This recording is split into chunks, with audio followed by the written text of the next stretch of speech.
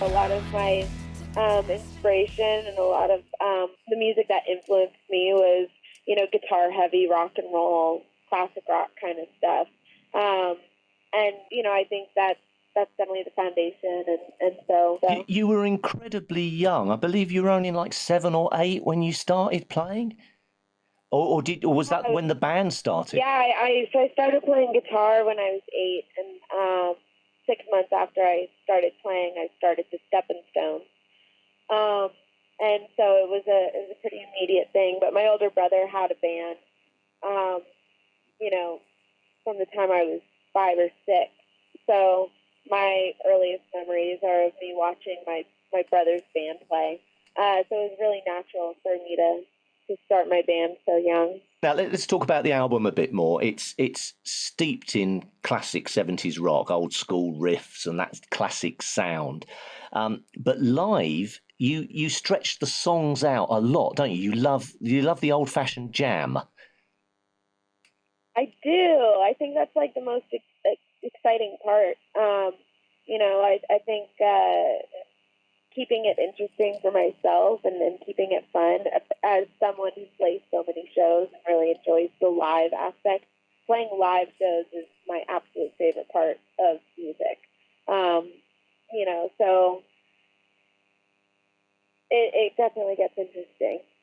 What was it like then, keeping the arrangements for the songs on the album sort of short and concise? Because there's a lot of kind of 3-minute numbers on there, aren't there?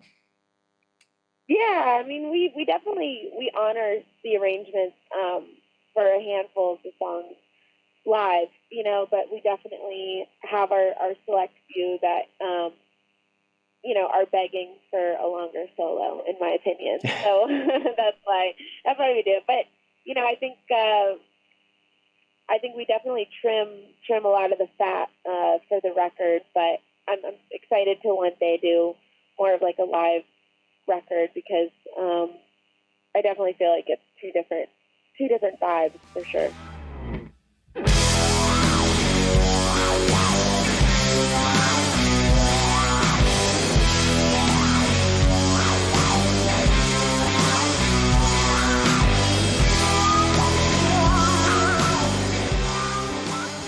Tell me a little about using the talk box, because not many artists do that nowadays. Not many guitar players do that. And I guess you got it from the Peter Frampton thing?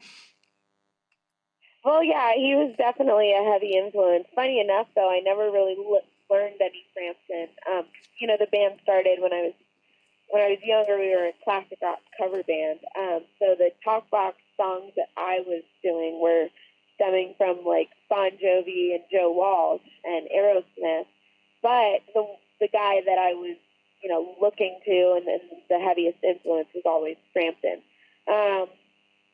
So I'm very grateful that my dad again was the one that showed me the talk box, and it's something that I've used since I was 9 years old. So it's been a no-brainer for me to use, and I don't think I ever realized how unique it was, or just, how many people don't really even know what it is. It keeps it interesting. I think as a guitar player, it's really important to have different things in your arsenal. If you're playing for an hour, and you're taking a bunch of solos like I do, like you've got to keep it interesting for people. And I think having different layers and different, tricks, so to speak, are important. The new single is Shadowboxes and Porcelain Faces, and the video that I've seen is very striking with all the phones hanging down around you. You've said that your generation constantly has a phone in its hand and a screen in front of them. And do you find the whole social media thing essential to promote your work, or does it become a distraction?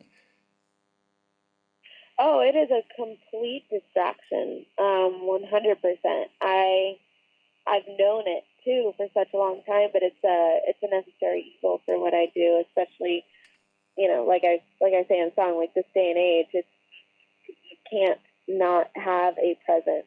Even the people in the music business, like they're looking to your socials. So it's like if you're trying to get anywhere at this point, you really have to work hard at it.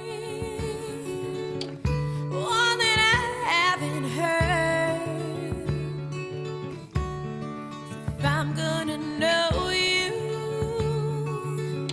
you need to know yourself first. Don't rehearse what you're gonna say, 'cause we're all messed up little anyways, and it's the in-between where we'll figure out what your story says and what you're all about. These shadow boxes and porcelain faces don't tell me what I want to know. These highlight reels and real life, they're just for show. I remember when I was younger and people would pull out their photo albums to show us pictures, and like that was the only time that you saw like into people's lives, and like if they went on vacation, like they made the effort to like show you photos and stuff. And whereas now you're just subject to whatever people put on a screen you're absorbing.